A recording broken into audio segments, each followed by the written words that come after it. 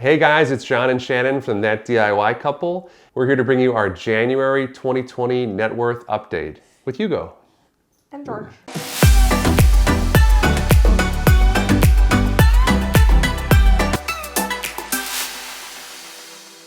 So as we've been doing every month for the past couple months, we're updating you on our financial journey, showing our net worth, our debts, our assets, how that changes over time. We're a little bit late for our January one, but we've compiled all the numbers for you guys. We're gonna go through it right now.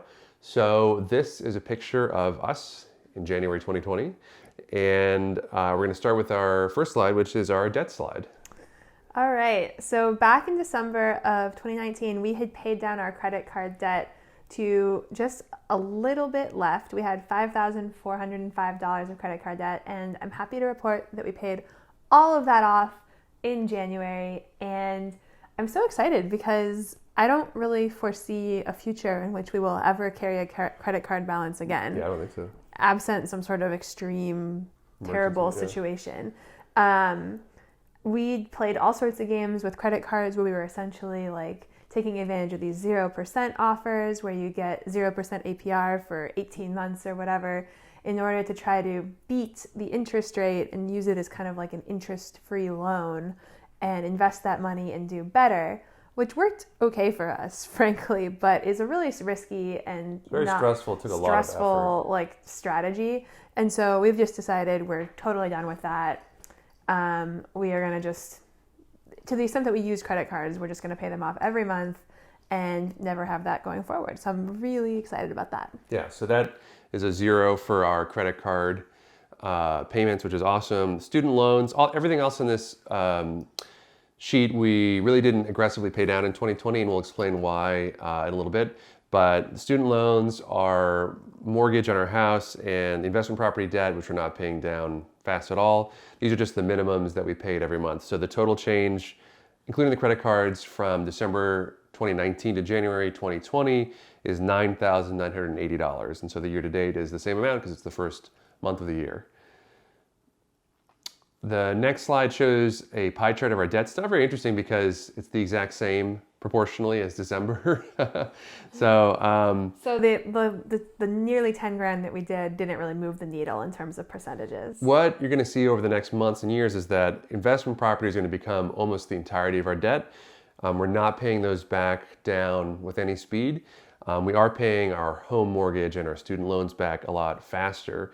In fact, we did something that will help us pay our student loans back a lot faster, which we'll talk about right now. So the reason why, we'll go to the next slide, we'll go to the asset slide. The reason why we didn't pay almost anything to any other debt in January is because we were in the process of refinancing student loans. So in order to do that with the bank that we're using, which is First Republic Bank, which has a great program for student loan repayment, we had to keep a percentage of the student loan principal in an account. So I think we had to keep like some 15% or maybe even more in an account. So our assets just during underwriting. Underwriting. So First Republic has like market leading rates. We'll actually leave a link for you guys to sign up. If you're in one of the locations where you have a First Republic branch, I would highly recommend looking at it if you had student debt. First, I refinanced with Sophie and I thought I got a good rate. And then my friend told me about First Republic and I was shocked at the rates I could get. So for example, right now I've just refinanced to a 5-year plan, which is because we want to pay the debts off fast. But they also have 10 and 15-year plans. And my rate is 2.7%, which is amazing. Crazy, yeah. So all I had to do though, you have to be in like a fairly high paying job and you have to have a First Republic branch nearby. You have to live in New York or San Francisco. There's several cities. Yeah, we'll list cities, it. Yeah. But and then you have to, during the underwriting process, you have to keep about 15% of the loan in your account to show that you have it. And then after the underwriting process, you can spend it. So that's why we're kind of hoarding our assets in January. So if you go on this assets slide, you can see that the value of our investment properties, we didn't bother to sort of recalculate them month to month because I think they're approximately the same. The same is true with the value of our house. Our retirement accounts, which are tax advantage accounts like our 401ks, that went up by about $5,000. That's just normal deposits that we're making automatic savings every month. The big difference is our checking and savings. We had about a $12,000 increase, which is mostly from Shannon's bonus and a little bit just hoarding cash because we wanted to have cash in an account to show that minimum amount we needed for the refi. Actually, my bonus was reflected in the previous month. This was just income from the... Yeah, I'm saying it's the balance was a little bit from your bonus, right, yeah. and then just hoarding cash. Yeah, exactly. The 65, the most of it was from my bonus from the previous month. Yeah. Personal property went up because we acquired a piano, which I'm super excited about, for free through a series of complicated things. In fact, getting this piano to this house was one of the craziest things that I've ever been involved in. But it got here without any damage, and it's usable. John is renovating a home right now through his real estate business that was owned by 2 professional clowns. Well, 1 professional clown. Well, there's a picture of 2 on the mantle. Wow. That's very creepy.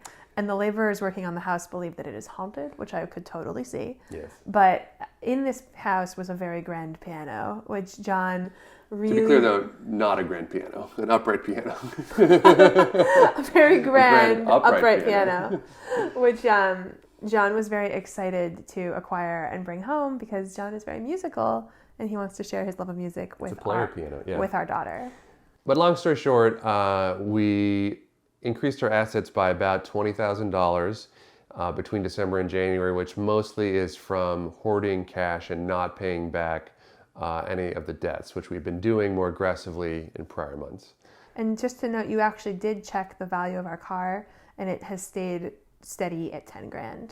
So yeah, I think we might have underrepresented it in previous slides, but right now it's about $10,000. So the next slide is also not super interesting because it's very similar January to December, but it's just a breakdown of our assets kind of by asset class. So the very large portion of our assets remains our investment properties. It's like 3/4 of our entire asset value is in that.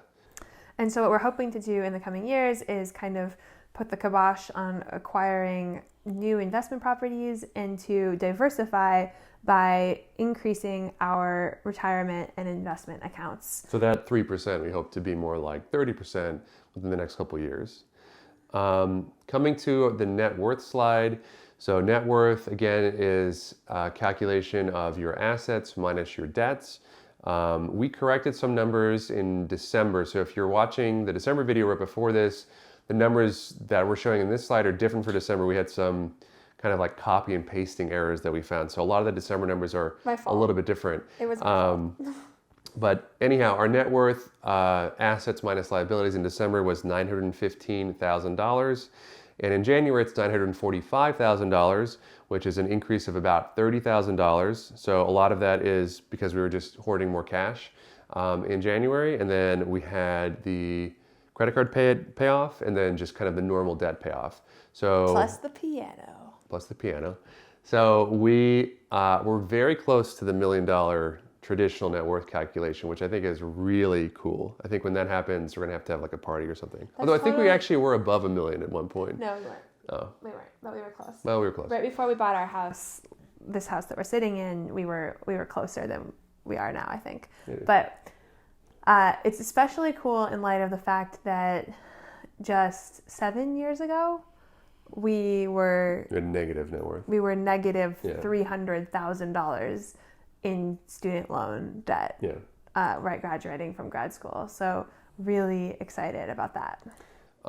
We like to calculate net worth more conservatively. So if you've seen our previous videos, we talk about this a lot, but we don't calculate our net worth, including things that we wouldn't do without, things like our house, our personal property, and the value of our car. So for the purposes of a conservative net worth calculation, we're backing out the value of those things. So our house, which is worth about $550,000, personal property, $17,500, and our car at about $10,000. So if you back all those things out, our conservative net worth in January 2020 is $367,570, which is an increase of $27,458 from December. So we're nearing the $500,000 mark. I think that would be a cool goal, $500,000 in conservative net worth, which I think, like I said, is in some ways a more meaningful number for us because that's not including stuff that we wouldn't give up even in a worst case scenario. That, like, if, things get bad, that's what we would actually liquidate in order to live. Right. So this chart shows our net worth over the past 12 months or so. And unfortunately, it's not super great because we have a lot of stuff on this chart and the scaling is a little bit off. So I think we're going to change this in future months. It looks like our net worth is kind of flat over the last couple months, but that's because the gradations in the chart are like $500,000. So I think we're going to have to modify that a little bit. Our net worth has been going up steadily though for the past 12 months, which I'm really happy about too. And even more dramatically for the past several years. So the next slide shows our net worth over time, starting way back in 2008. And you can see the traditional net worth is the yellow line and the conservative net worth is the blue line. And the green is our assets, the yellow is our liabilities. So you can see the red is our liabilities. Yeah, sorry. The red is our liabilities. Back in 2008, we started around zero. That was when we graduated from undergrad. In 2013 is when we graduated from law school. And in 2014 is when we bought like our first investment properties and things like that.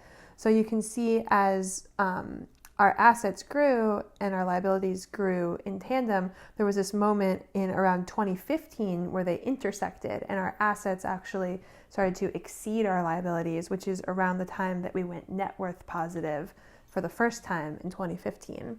And then, it's just been kind of steadily growing ever since. Yeah, so I'm super excited about that. And it's the first month of 2020, so the dot for 2020 looks very similar to the 2019, but it's 1 month of 2020.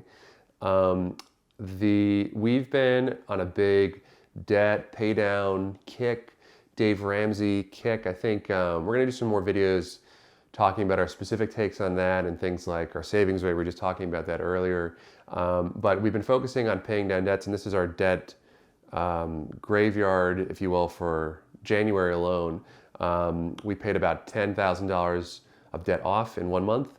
Half of that is the credit card principals, which we are hopefully not going to be doing that anymore.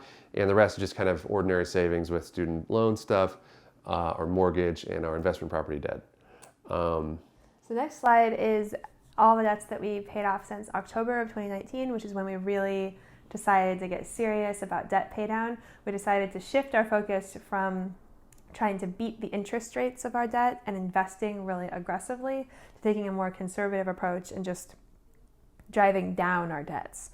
So we paid off a ton right when we made that decision in October, and it's kind of been the amount that we paid off each month looks like it's been going down, which is the accurate, and that's because there was a lot of stuff towards the end of the year that isn't really replicable, like caught every month, where it's going to be more consistent with what we did in January going forward. The thing is that we actually have a lot of cash right now because we're hoarding it for the refi that just went through about a week ago. Right. So and we're the beginning. We're filming this at the beginning of February. So we now have to figure out what to do with this cash. And I think in the net worth update for February, which will be in a couple weeks, we'll probably have more debt payoff in February because we figured out what to do with the cash, which is probably going to be used for some type of debt pay down. Right. So in total, since we became really gazelle intense about paying down our debts, in the last 4 months, we paid off $131,000 in debt, which is totally insane. Which is a lot. So we've been doing these videos every month for the past several months, and if you haven't seen our previous videos, definitely watch them out. Definitely watch them. We'd love to hear your comments on our debt payoff journey, our financial journey. If you've been through a similar journey, if you have any thoughts or criticisms, anything about it. We're going to do some more videos about our philosophy on this. We've really kind of evolved, I think, our thinking on this over the past couple months. But as always, one thing that I will say you can look forward to is that a lot of you have mentioned that we're presenting these really big numbers, and it's not entirely helpful to know just what it is that we're paying down without knowing how much we're making. And so we've talked about it. We're getting comfortable. We're going to share with you guys some additional clarity into our income and our savings rate and our debt pay down rate as a percentage of our income. So we're working on that, and we will share those in future videos. Yeah, one reason it's been a little bit hard is that our income rate is kind of variable month to month because of my income. So Shannon has a very traditional W-2 job, but My income changes a lot, and we have rental income, we have all sorts of stuff. So it's a little bit hard to figure it out, but we're gonna try to normalize some of that a little bit and show it to you guys more directly. Both for you and the US government at tax time. Yes. Until next time, guys. Do well and always make things better. Oh.